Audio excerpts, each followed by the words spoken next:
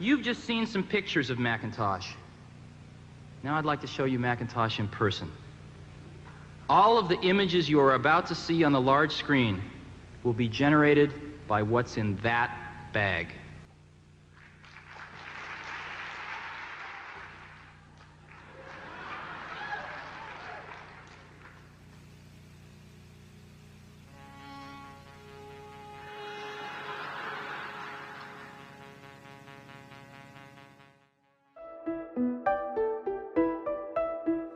Without Apple, technology would be less accessible.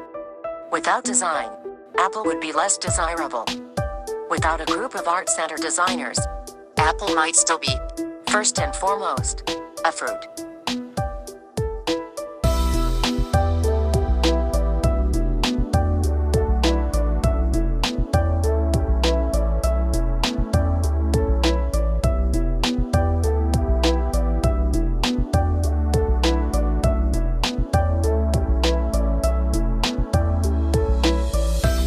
I had a friend reach out to me to say, hey, Apple Computer is hiring art directors. And this is 1981. And I said, I don't know Apple Computer. I mean, seriously.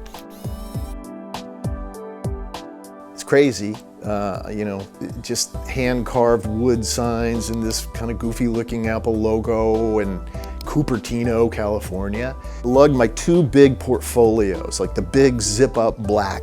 One of my accounts or clients at that time was Mercedes-Benz, and he drove a Mercedes-Benz and he was just so enamored by like that brand. Lo and behold, you know, I mean, the guy's a very persuasive guy, and he just said, you know, we're trying to figure out what we're going to do here with our design. We use a lot of outside designers, a lot of little agencies, but I'm trying to figure out if we should do something in-house or outside, and so that would be your job, you know. And I said, I'm in.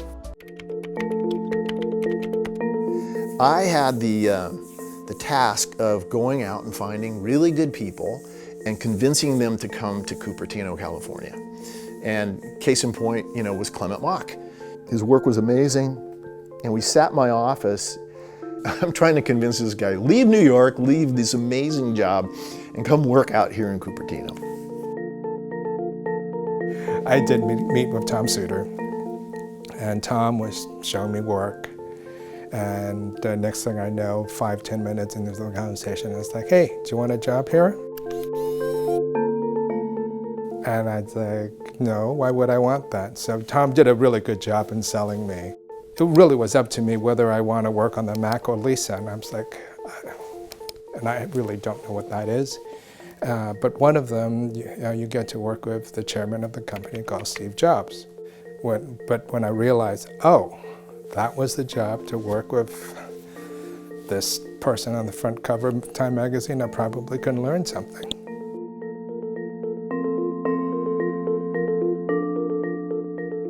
Tom Suter hired Tom Hughes and myself to work on the launch of the Macintosh. And we were assigned to that team 24/7, pretty much for the duration of 18 months. Whether it's consulting on the icons for the Mac, or the user manuals, labels, you name it, anything that was supposed to project the personality and the voice of the Macintosh, we were part of it.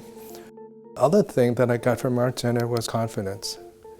Confidence can actually get you a long, long way when you don't know what the hell you're doing.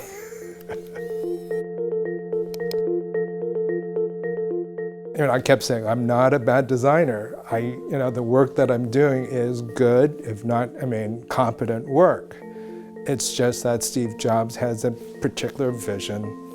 Had we not been confident about our capabilities, I think we would have quit and walked away from the project. I did really well at Art Center. The new campus on Lita Street, I was part of that first class. And I learned so much from that school about just, you know, working super hard and doing all-nighters, but at the same time, thinking in your head, how do I organize all this stuff? And it just prepared me, because that's the way this business is. To this day.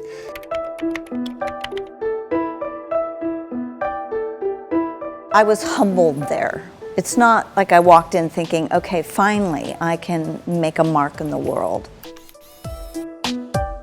But I knew I was part of something that would empower people, that would activate people and enable people to do things in new ways. A point of view and a vision was very specific. And to have a leader be a designer and care about everything from something grand to a detail. At Art Center, I had a critique every day. What that taught me was that I'm not my work. And I think that's a really important thread. It served me well at Apple because they're very opinionated, smart, brilliant people you want and need to learn from, including your clients. And clients were partners, and that it's not about design defending my work, but being able to talk about why I did something, but then staying quite open to it evolving and becoming better. Design for me is like function. Like, what are we doing and why are we doing this? What are our metrics for success? How do we get there in a way that's undeniably different and distinctively different from what everybody else is doing so we get heard and seen? That, to me, is what it's about.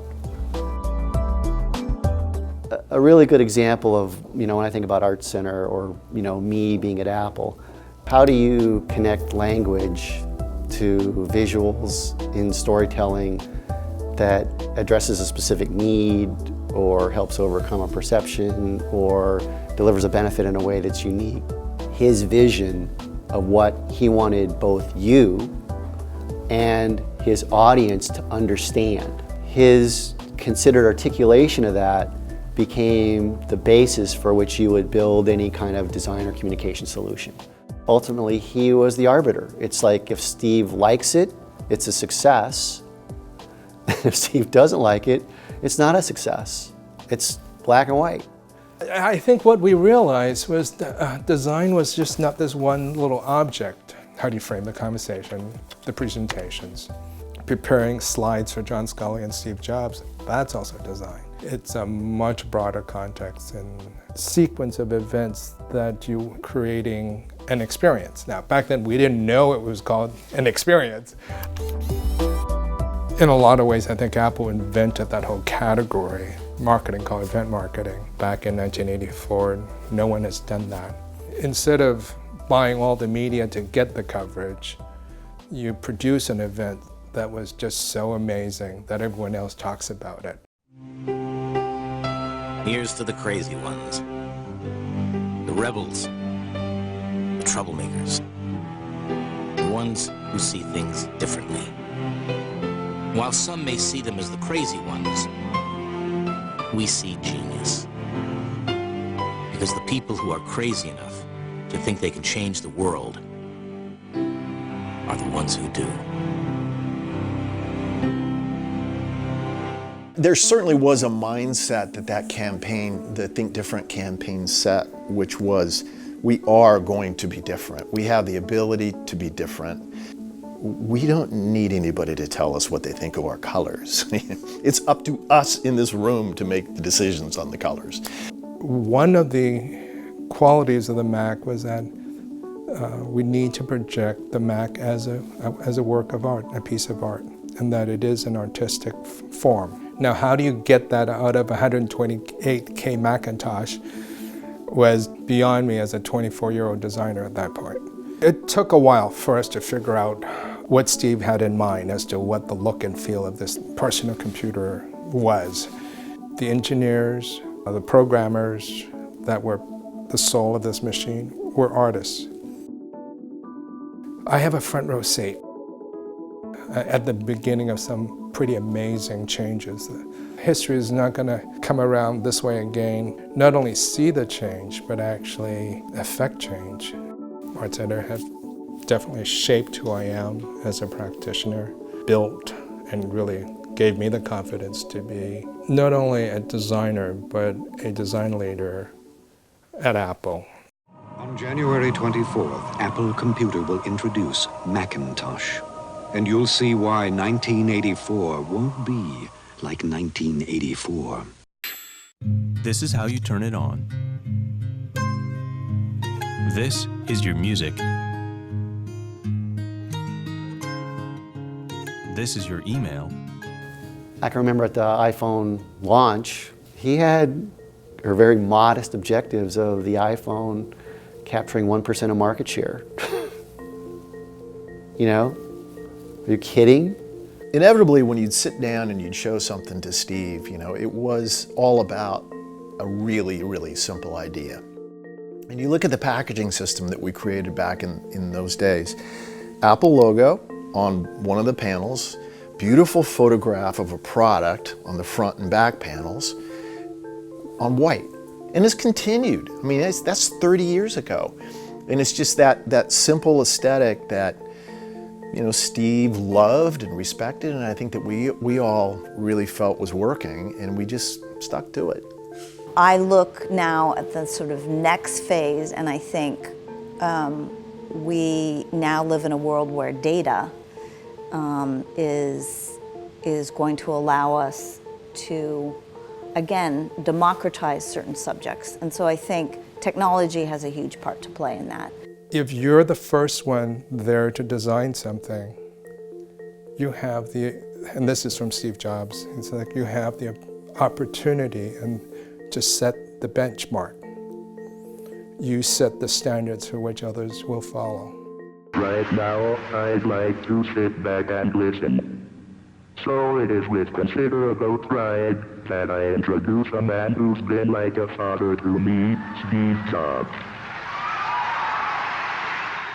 The team that developed Macintosh is sitting up here in the first 5 rows, and they must feel awfully good right now.